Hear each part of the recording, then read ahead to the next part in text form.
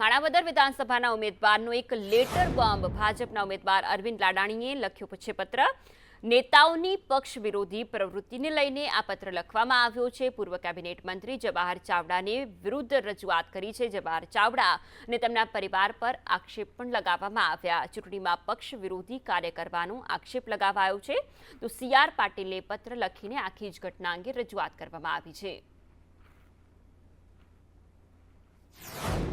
તાજેતરની લોકસભા અને વિધાનસભાની જે ચૂંટણી યોજાયેલ તેમાં માણાવદર વિસ્તારના જ માજી ધારાસભ્ય અને માજી કેબિનેટ મંત્રી શ્રી જવાહરભાઈ ચાવડાના પુત્ર રાજ ચાવડાએ તારીખ 4/5/24ના રોજ તેમના માલિકીની નૂતન જીનિંગ ફેક્ટરીમાં 800થી 1000 કાર્યકરોની મિટિંગ બોલાવી અને તેમાં તેમને એવું જાણ કરેલ કે ભાઈ મારા પપ્પાના હારનો બદલો લેવાનો છે, એટલે આપણે ભારતીય જનતા પાર્ટીના ઉમેદવાર અરવિંદભાઈ લાડાણીને હરાવવાના છે અને કોંગ્રેસના ઉમેદવારને જીતાડવાના છે। અને આ બધાએ ચૂંટણીના દિવસે પક્ષ વિરોધી પ્રવૃત્તિ કરી અને ભારતીય જનતા પાર્ટીના ઉમેદવાર તરીકે મને હરાવવાના પ્રયાસો કરેલ હતા અને આ બાબતે મેં અમારા પ્રમુખ શ્રી પાટીલ સાહેબને લેખિત જાણ કરેલ છે।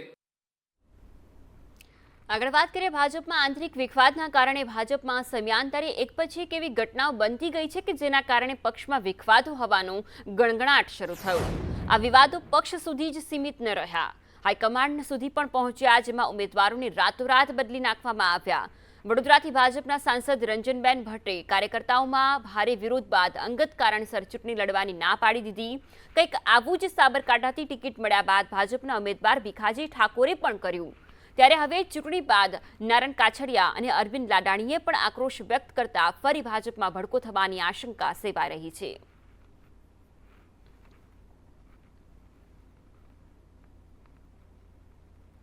સહકારી ક્ષેત્રે ચૂંટણીમાં મેન્ડેટ મુદ્દે સંઘાણીનું નિવેદન સામે આવ્યું છે। સહકારી ક્ષેત્ર વિશ્વાસથી ચાલે છે તેવું દિલીપ સંઘાણીએ કહ્યું છે અને સાથે જ કહ્યું છે કે કોને ઈલું કહેવું તે એમનો વિષય છે, કોઈ કઈ દ્રષ્ટિથી જુએ છે તે તેમનું મન છે। અમે સૌનો સાથ સૌનો વિકાસ સૂત્રમાં માનીએ છીએ। આ તરફ જયેશ રાદડિયા પણ ભાજપમાં આવે છે, ઘી ઢોળાય તો પણ ખીચડીમાં જ છે।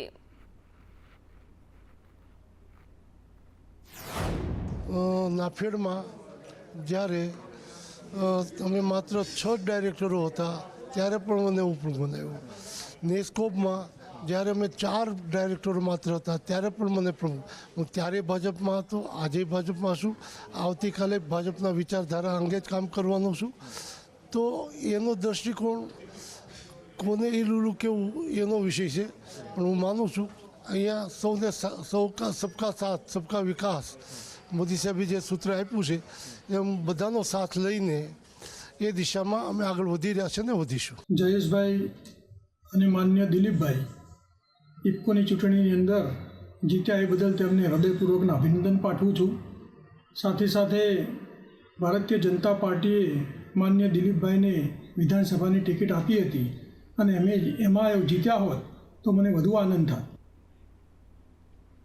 ભાજપના વધુ એક નેતાની પ્રદેશ નેતૃત્વ સામે નારાજગી જોવા મળી છે। અમરેલીના પૂર્વ સાંસદ નારણ કાછડિયાનો એક વિડીયો વાયરલ થયો છે। અમરેલીમાં અનેક મજબૂત ચહેરા હતા તેવું નારણ કાછડિયાએ જણાવ્યું છે। સાથે જ કહ્યું છે કે ભાજપે નબળા ઉમેદવારની ટિકિટ આપી, ભાજપે અમરેલીની જનતા સાથે દ્રોહ કર્યો। કોંગ્રેસમાંથી કે આપમાં સવારમાં આવે, બપોરે એમને હોદ્દો મળે, બીજે દિવસે એમને કેબિનેટની મંત્રીના પદ મળી જાય, સંગઠનના પદ મળી જાય, ધારાસભ્યની ટિકિટો મળી જાય, તો ભારતીય જનતા પાર્ટીના એક સાંસદ તરીકે તમે પાર્ટીની અંદર લો, અમને કોઈ વાંધો નથી। પાર્ટીના નિયમ પ્રમાણે આપણે લેવા જોઈએ અને લઈ આપણે સરવાળો કરવાનો છે, બાદબાકી નથી કરવાની, એ અમે માનીએ છીએ। પરંતુ ભારતીય જનતા પાર્ટીના કાર્યકર્તાને ભોગે નહીં। આટલી મોટી આપણી પાસે વિશાળ કાર્યકર્તાઓની ફોજ છે, આપણી પાસે આટલી મોટી સત્તા છે, આપણી પાસે બધી જ વ્યવસ્થાઓ છે, છતાં પણ આજે વિપક્ષ આપણને સંભાવી દે ત્યાં સુધી આપણે ઇલેક્શનમાં આપણે જોઈએ છીએ તો એની પાછળ આજે આ તરફ વાયરલ વિડીયો મુદ્દે નારણ કાછડિયાની પ્રતિક્રિયા સામે આવી છે. કહ્યું છે કે કાર્યકર્તાઓની લાગણી હતી તે વ્યક્ત કરવામાં આવી છે. કોંગ્રેસમાંથી આવેલા લોકોને પ્રાધાન્ય અપાયું હતું. ભાજપના કાર્યકરો વર્ષોથી મહેનત કરી રહ્યા છે. જનતાના તુકારા કાર્યકરોએ સહન કર્યા છે અને કોંગ્રેસમાંથી આવેલાને તાત્કાલિક પદ મળી જાય છે. અમરેલી લોકસભાનું 1.5 લાખથી વધારે મતદાન ઓછું થયું એ બાબતની ચર્ચા થઈ ત્યારે કાર્યકર્તાઓની અંદરથી એક એવો સૂર આવ્યો કે ભાઈ કાર્યકર્તાઓની નિરસતા અને મતદારોની ઉદાસીનતા મુખ્ય કારણ છે એ ભારતીય જનતા પાર્ટીના જૂનામાં જૂના કાર્યકર્તા હોય એને સાઇડલાઇન થાય અથવા તો એમની અવગણના થાય એમની એ નિરસતા દેખાતી હતી ને એમાં એ જે અંદરનું જે પેલું હતું ચિંતા એ અમારી આગળ વ્યક્ત કરતા હતા ત્યારે એ પણ કહેવાનું થતું હતું કે ભાઈ કોંગ્રેસમાંથી અથવા તો અન્ય પાર્ટીમાંથી સવારે આવે બપોરે અમને હોદ્દા મળી જાય બીજી પદ મળી જાય. ભાજપ નેતા ડોક્ટર ભરત કાનાબાનું નિવેદન સામે આવ્યું છે. ઉમેદવારોની પસંદગીમાં પાર્ટીએ થાપ ખાધી હોઈ શકે. ગુજરાતમાં નાનો મોટો વિરોધ જોવા મળ્યો. ઉમેદવાર ન ગમતો હોય તો પણ વિરોધ થાય. ભાજપમાં અગાઉ આ પ્રમાણે વિરોધ સામે નથી આવ્યો. નારણભાઈએ પોતાના અભિપ્રાય વ્યક્ત કર્યા છે.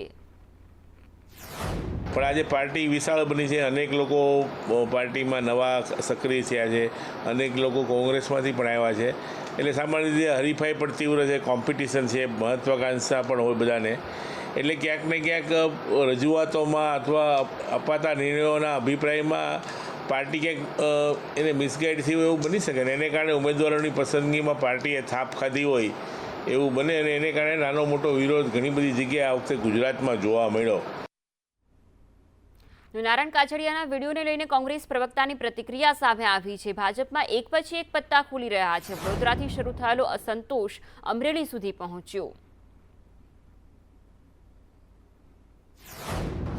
ભાજપાના અમરેલીના સાંસદ રહી ચૂકેલા નારણભાઈ કાછડિયાએ કાર્યકરોની વ્યથાના નામે પોતાની પણ વ્યથાને કથા કહી દીધી છે.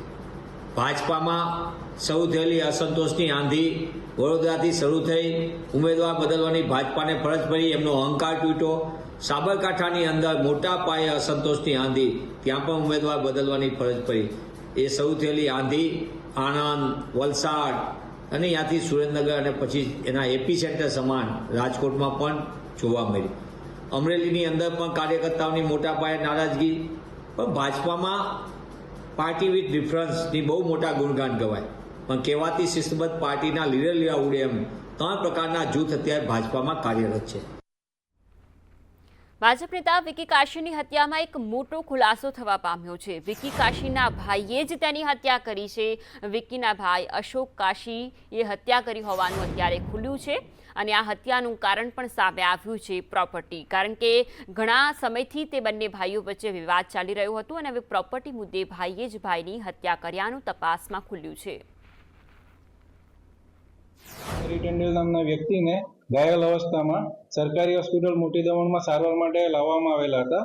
સૂચના મળતા પોલીસ સ્ટાફ ઘટના સરકારી હોસ્પિટલ પહોંચી તપાસ દરમિયાન જાણવા મળ્યું કે આ વિકી હરી ટંડેલને કોઈ ધારદાર હથિયાર વડે મારીને હત્યા કરવામાં આવેલી હતી. જેના અનુસંધાને નંદમણ પોલીસ સ્ટેશનમાં આઈપીસીની કલમ 302 મુજબ ગુનો નોંધવામાં આવેલો હતો. અને તપાસ દરમિયાન એવું જાણવા મળ્યું કે મૃતક વિકી હરી ટંડેલના જે સગા ભાઈ છે અશોક હરી ટંડેલ પ્રોપર્ટી વિવાદને લઈને એમણે એમની કોઈતા વડે મારીને હત્યા કરી હતી. નીટ પરીક્ષા કૌભાંડમાં પંચમહાલ પોલીસ એક્શનમાં જોવા મળી રહી છે. પરીક્ષા કૌભાંડની તપાસ માટે એસઆઈટીની રચના કરવામાં આવી છે. પોલીસની અલગ અલગ ટીમોએ તપાસ શરૂ કરી છે.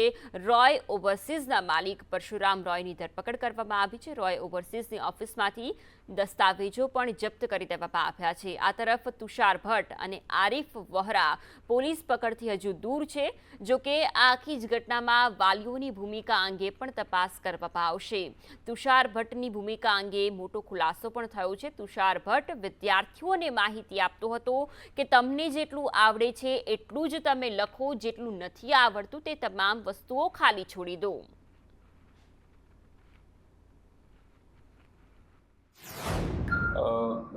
નીટ એક્ઝામ મુદ્દે જે તારીખ 8/5ના રોજ જે ગુનો દાખલ ગોધરા ખાતે થયેલ છે તે અનુસંધાને એક આરોપી પરશુરામ બિંદનાથ રોય કરીને છે બરોડાના, એની ધરપકડ કરવામાં આવેલી છે. આ ઉપરાંત અન્ય 2 આરોપીઓ, એક જે સ્કૂલનો શિક્ષક છે તુષાર રજનીકાંત ભટ્ટ અને અન્ય એક વચોટિયો છે આરિફ નૂર મોહમ્મદ વોરા. આ 2ની ધરપકડ માટેના ચક્રો ગતિમાન કરેલા છે અને ટૂંક જ સમયમાં આ 2 આરોપીઓ પકડવા માટે અલગ અલગ ટીમો કામે લાગેલી છે. નીટ કૌભાંડ મામલે પોલીસની તપાસનો ધમધમાટ જોવા મળી રહ્યો છે. નીટ કૌભાંડમાં વધુ કેટલાક નામો પણ બહાર આવી શકે છે.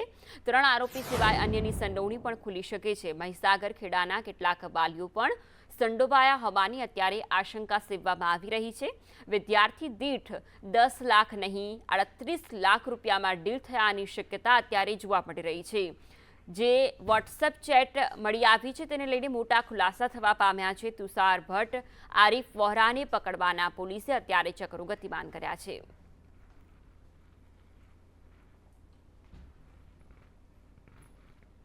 આ તરફ નીટ કૌભાંડને લઈને સંદેશ ન્યૂઝ તુષાર ભટ્ટના ઘરે પહોંચ્યું. શિક્ષક તુષાર ભટ્ટ વડોદરાના નિવાસસ્થાનેથી ફરાર છે. તેઓ તેમના પત્નીનું નિવેદન સામે આવ્યું છે. તેઓ તો ન હતા, પરંતુ તેમના પત્નીએ જણાવ્યું છે કે તેઓ તુષાર પરશુરામ રોયને ઓળખતા હતા. પરશુરામ રોય ઓવરસીઝનું કામ કરતા હતા તેવી પણ ખબર હતી. તુષાર ભટ્ટ શિક્ષક છે અને નિર્દોષ છે તેવું પણ પત્નીએ જણાવ્યું છે. તેઓ 2 દિવસથી ઘરે નથી આવ્યા. તેમણે અમને કોઈ ફોન પણ નથી કર્યા.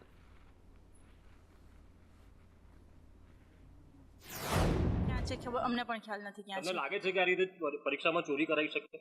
ના, અમને નથી લાગતું. અચ્છા, નિર્દોષ છે એવું કેવું છે આપનું? નિર્દોષ હશે, નિર્દોષ જ છે. પોલીસે પૂછતાછ કરી હતી, એમાં પણ મેં એટલું જણાવ્યું છે કે ભાઈ અમને કશી ખબર નથી. પરશુરામ રોયને તમે ઓળખો છો? પરશુરામ રોયભાઈ સાથે હતા સંપર્ક, પણ એ ઇમિગ્રેશનનું કામ કરે છે, એના માટે અમારા સંપર્ક. અચ્છા, આરિફ વોરાને ઓળખો છો? ના, એમને નથી ઓળખતી. 5 તારીખે પરીક્ષા હતી, એ પરીક્ષા માટે ત્યાં આગળ સેન્ટર કોઈ પૈસા એમણે મૂક્યા હોય એવું? ના, કશું જ નથી. અત્યારે નિર્દોષ છે તમારું કેવું છે? હા, 100% હોઈ શકે. જેમ મેં આગળ કીધું, એ ખૂબ સારા શિક્ષક છે અને મને એવું નથી લાગતું કે આવું કશું હોઈ શકે. બાકી તો જે હશે ખબર પડી જશે. અમે પણ ન્યૂઝમાં જ જોયું હતું. અમને તો ખબર નથી, ન જ કરે, પણ હવે શું છે કે ખબર નથી. એ હવે આવશે એટલે તપાસ કરશે પોલીસ, પછી ખબર પડશે. આ તરફ વાત કરીએ દાહોદ લોકસભાના પ્રથમપુરમાં કાલે ફેર મતદાન યોજાશે. જિલ્લા પ્રશાસન દ્વારા મતદાનને લઈને તડામાર તૈયારીઓ જોવા મળી રહી છે. બૂથ નંબર 220માં કુલ 1224 મતદારો મતદાન કરશે. મતદાન માટે કડક સુરક્ષા બંદોબસ્ત ગોઠવાયો છે, જેમાં 1 પીઆઈ, 2 પીએસઆઈ સહિત પોલીસ કર્મીઓ હાજર રહેશે. સવારે 7 થી સાંજે 6 વાગ્યા સુધી મતદાન હાથ ધરવામાં આવશે. મતદારોને લાવવા માટે વાહનની પણ વ્યવસ્થા કરવામાં આવી છે. સંતરામપુર તાલુકાના પ્રથમપુરા ગામે લોકસભાની ચૂંટણી દરમિયાન 7 તારીખે જે વિડીયો વાયરલ થયેલો તેના અનુસંધાને ચૂંટણી આયોગ દ્વારા ફેર મતદાનનું તારીખ 11ના રોજ રાખવામાં આવેલ છે, જેમાં આ બૂથને ક્રિટિકલ બૂથ તરીકે જાહેર કરેલ છે. જેથી ક્રિટિકલ બૂથના નોર્મ્સ મુજબ ત્યાં એસઆરપીના માણસો આપસાન મૂકવામાં આવશે. તેમજ એક પીઆઈ, મહિલા પીઆઈ પણ 200 મીટરની અંદર પીએસઆઈ પણ રાખવામાં આવશે. ભરૂચમાં આરટીઈના બાળકો સાથે ભેદભાવનો આરોપ લગાવવામાં આવ્યો છે. એમએક્સ સ્કૂલમાં બાળકો સાથે ભેદભાવનો આરોપ લગાવાયો છે. બાળકો સાથે ભેદભાવને લઈને વાલીઓએ હોબાળો મચાવ્યો. આરટીઈના બાળકોને અલગ બેસાડ્યાનો વાલીઓએ આરોપ લગાવ્યો છે. ડિજિટલ બોર્ડ અને એસી વગર ભણાવાતા હોવાનો આક્ષેપ પણ લગાવાયો છે. તો શિક્ષણ મંત્રી પ્રફુલ પાનસેરિયાએ આ મુદ્દે હવે તપાસના આદેશ આપ્યા છે. ભરૂચ જિલ્લા શિક્ષણ અધિકારીને આદેશ આપવામાં આવ્યા છે. ઘટનાની તલસ્પર્શી તપાસ કરવામાં આવે તેવું પણ પ્રફુલ પાનસેરિયાએ જણાવ્યું છે. ઘટનામાં સત્યતા હોય તો તાત્કાલિક પગલાં લેવામાં આવે. જવાબદાર શિક્ષકો, સત્તાધીશો સામે પણ કાર્યવાહીના આદેશ અપાયા છે.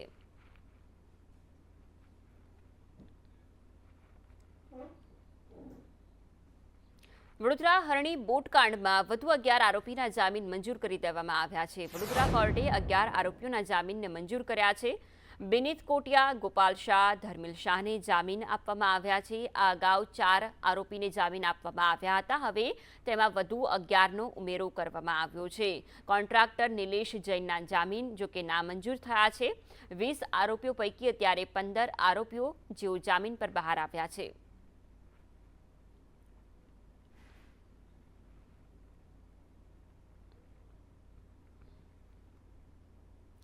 ભાવનગરમાં ફાઇનાન્સ કંપનીના કર્મચારીની દાદાગીરી સામે આવી છે. યુવક પાસે હપ્તો ઉઘરાવવા રોડ વચ્ચે મારામારી કરવામાં આવી. 2 થી 3 એજન્ટોએ જાહેર રોડ પર આ મામલે બબાલ મચાવી. યુવકને છોડાવવા ગયેલા નિર્દોષ વ્યક્તિને પણ માર મારવામાં આવ્યો. સમગ્ર મામલો નીલમબાગ પોલીસ મથકે પહોંચ્યો હતો. રોડ ઉપર આ ભાઈનો હપ્તો લેવા આવ્યા હતા સમજાયું, અને હું તો આમ જનતા તરીકે રોડ ઉપર આવતો હતો અને એ લોકો થપ્પાથપ્પી કરતા હતા. એમાં 1-2-3 ભાઈઓએ પટ્ટા કાઢ્યા અને પટ્ટા સાથે મને 2 પણ પટ્ટા ડાળી દીધા છે. અને જે નિર્દોષ માણસ હતો એની ગાડીની ચાવી લઈને આ લોકો વૈયા ગયા છે. આટલા ગુંડાગર્દી હાલે છે. અમદાવાદમાં સ્કૂલોની ધમકી મુદ્દે મોટો ખુલાસો જોવા મળી રહ્યો છે. ધમકી ભર્યા ઈમેલ પાકિસ્તાનથી આવ્યા હતા. ISI દ્વારા ચૂંટણીમાં ભય ફેલાવવા આ ઈમેલ કરવામાં આવ્યા હતા. બોમ્બના ઈમેલમાં ISIની સંડોવણી ખુલી છે. ક્રાઇમ બ્રાન્ચ જેસીપી શરદ સિંઘનું નિવેદન સામે આવ્યું છે. 36 શાળાઓને મેલ મોકલાયા હતા. એક નામ હમાદ જાવેદનું પણ સામે આવ્યું છે. દિલ્હી, અમદાવાદની સ્કૂલોને એક જ વ્યક્તિએ ધમકી આપી હતી. વર્ચ્યુઅલ આઈડીથી મેલ મોકલ્યાનો ખુલાસો પણ અત્યારે થવા પામ્યો છે. ISIના તૌહીદ લિયાકતના નામે આઈડી બનાવીને મેલ કરાયા હતા. લિયાકત તૌહીદના નામ અંગે હવે તપાસ ચાલી રહી છે.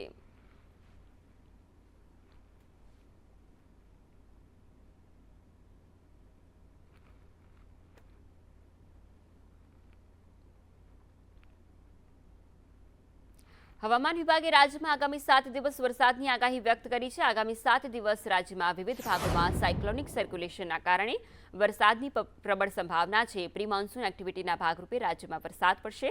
આજે ઉત્તર ગુજરાતમાં વરસાદની સંભાવના જોવા મળી રહી છે, તો આવતીકાલે મધ્ય અને દક્ષિણ ગુજરાત, ઉત્તર ગુજરાતમાં પણ વરસાદની શક્યતા સેવાઈ છે. જોકે સૌરાષ્ટ્રના પણ કેટલાક વિસ્તારોમાં કમોસમી વરસાદ પડી શકે છે.